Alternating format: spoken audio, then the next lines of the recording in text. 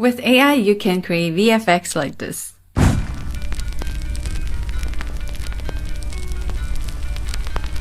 You can be anywhere, and you can become anyone.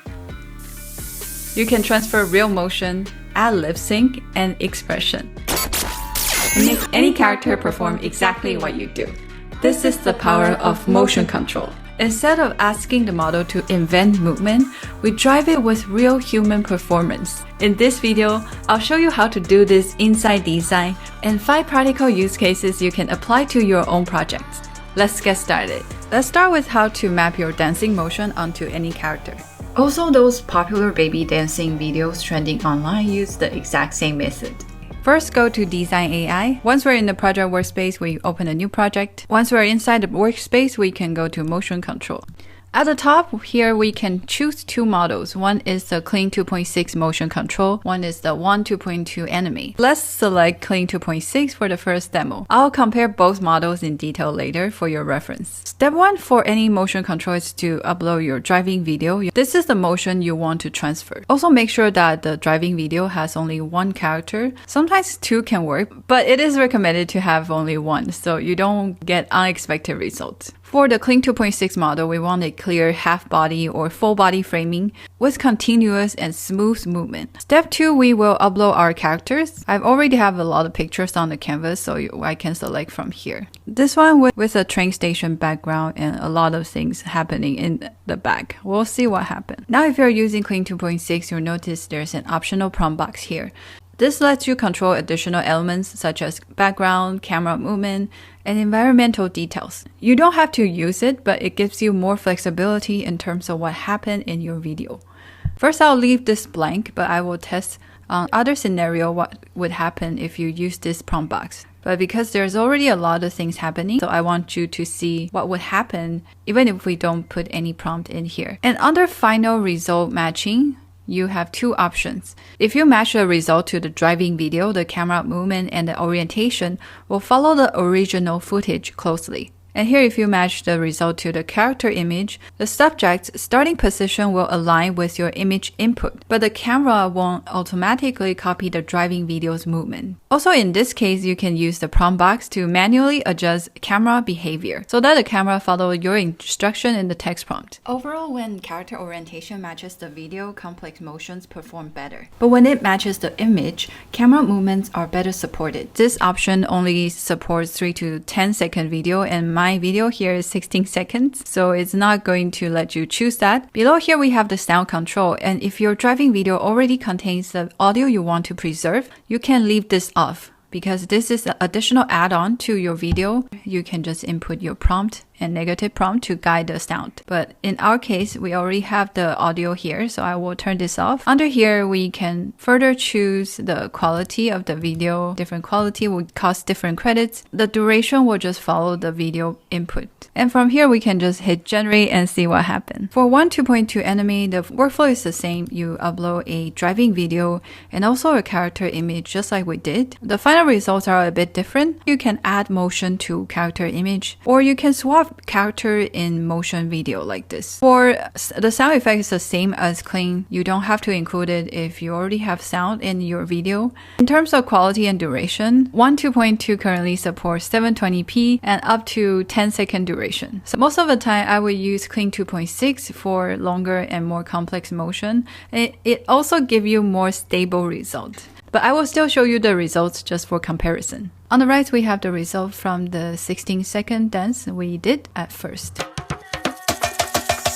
我们做的背老仔，脖子上喜欢挂玉牌，香炉供台上摆，长大才开白黄牌，虔诚拜三拜，钱包里面多几百，一的是六合彩。 So yeah, this is a Chinese song, but you can still see that not only it followed the motion, the expression and the lip syncs are all faithfully transferred to the character, which is super amazing. The precision is not only the motion, also the expression, hand gesture, and hands movement used to be hard for AI to do. But you can see from this example, it is so easy for Kling 2.6 motion control to transfer even like the hardest part. And another thing is the background does not stay static. You can actually see smoke and people walking around. And probably because it's a pretty complicated scene in the back, sometimes you'll see a bit morphing in the back, but most of the time they stay pretty consistent. And also the birds actually move in the end. They're not left behind. For another example I did earlier, I made with all the possible models on this tool for comparison.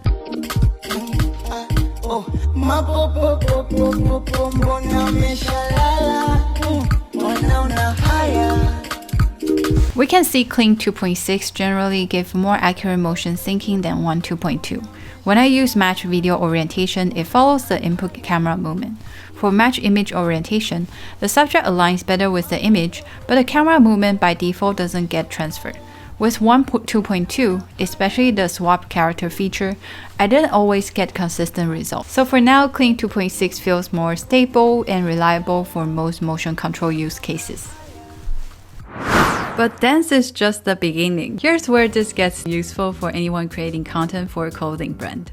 For a product showcase video like for fashion, you often see the same movement, framing, and camera across every outfit, either to showcase all the key details of each piece systematically, or because you found a motion formula that converts well and want to replicate it. We just need one driving video, and every outfit can run off that same reference with identical motion across the board. Once you have a library of those clips, you can also do things like this. And here's how to do it.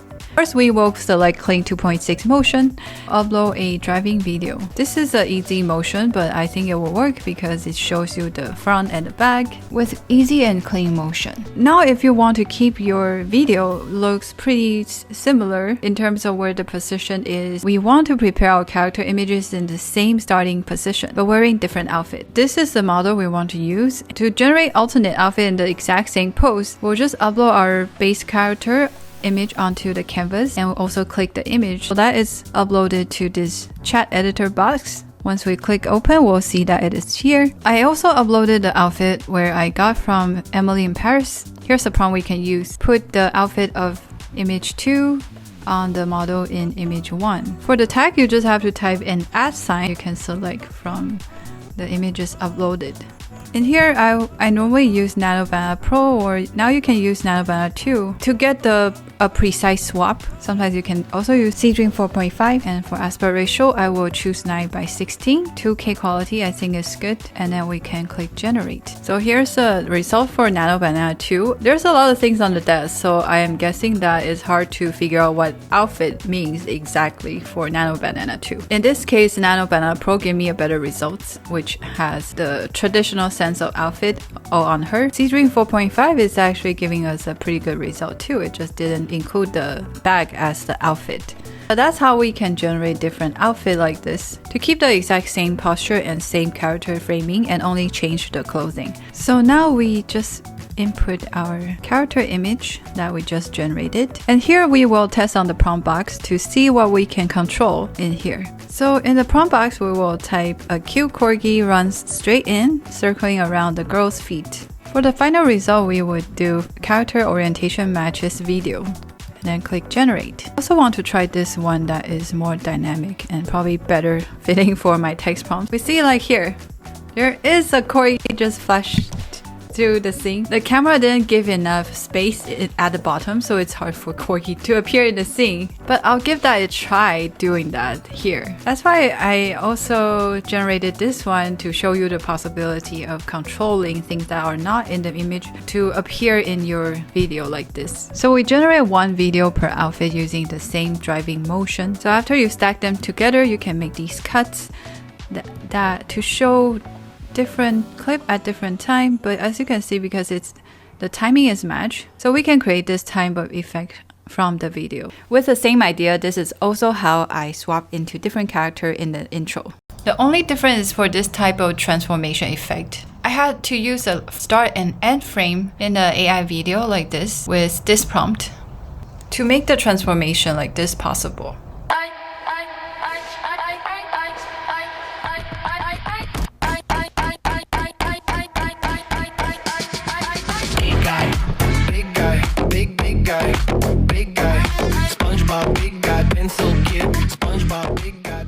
Also, it's worth noting that if you select character orientation matches image, you can further control the camera with the prompt, such as the camera push in and out. As you can see here, we will have a camera movement that wasn't in the original video. And it's also not just for social content. With motion control, you can level up your AI videos with cinematic storytelling. Often, it's a combination of intentional camera movement and control performance that creates the cinematic feel. Recreating that vibe from just text prompt can be hit or miss. With motion control, you can take a scene you already love and transfer its motion into your own story. That's how you achieve a more believable cinematic look like this.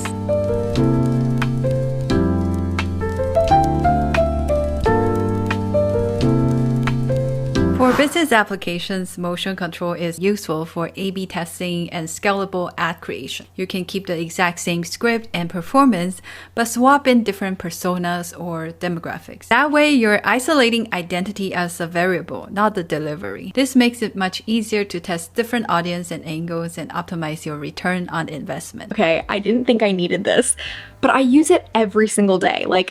I actually can't live without it. It's just part of my routine now. If you need intricate, precise performance, like playing a guitar, motion control can be pretty useful. So in motion control panel, we simply just upload a driving video of the guitar performance. For this to work well, your character image must match the exact starting position and orientation of the driving video. The closer of the alignment, the better the result would be. To achieve that, we can use the same method we mentioned earlier with Nano Banana Pro to recreate your character in the exact same pose. To do that, I screenshot the first frame of the driving video, and this is the prompt I use to create this image so that the position is exactly the same. I further actually transformed this into a different style using this prompt.